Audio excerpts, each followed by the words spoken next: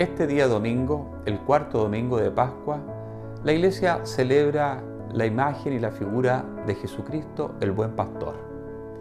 De hecho, en el texto del Evangelio que se lee en cada una de las misas, se toma un trocito del Evangelio según San Juan, en donde se desarrolla la alegoría del buen pastor.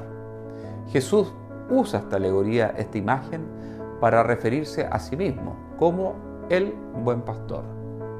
¿Qué querrá decir Jesús entonces con esta imagen? ¿Cuáles son las indicaciones o los rasgos o características fundamentales de un buen pastor? Esto es muy importante porque justamente en este domingo también rezamos por las vocaciones sacerdotales y también le pedimos al Señor que nos envíe pastores para la Iglesia. Pastores que naturalmente tienen que estar impregnados por la palabra de Dios y por lo que el mismo Jesús dice que ha de ser un buen pastor. La primera característica que esboza Jesús en el texto es que el buen pastor da su vida por las ovejas, da su vida por su propio rebaño. ¿Quién da la vida por algo? Alguien da la vida por algo en que realmente lo considera fundamental, importante, esencial, algo que uno ama.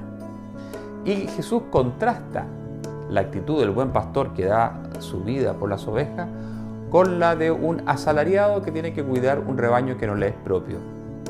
El asalariado, cuando llega el problema, cuando llega el lobo, cuando llega el peligro, se aleja y se va, deja el rebaño.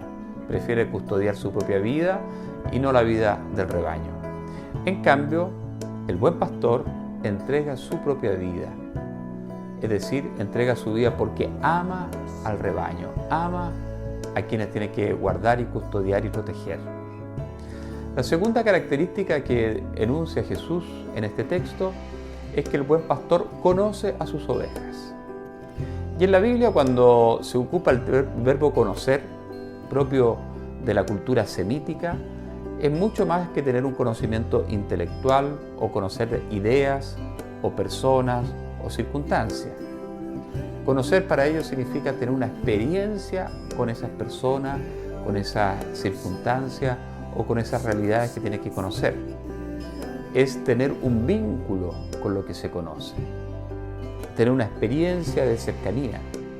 Y por eso cuando Jesús dice que el buen pastor conoce a sus ovejas, quiere decir que tiene una cercanía con cada una de ellas, sabe lo que tienen, experimenta y sufre. Por eso hay un vínculo tan cercano entre el buen pastor y cada una de sus ovejas. Y la tercera característica que Jesús dice en este texto es que el buen pastor sale al encuentro de otras ovejas que no pertenecen a su rebaño.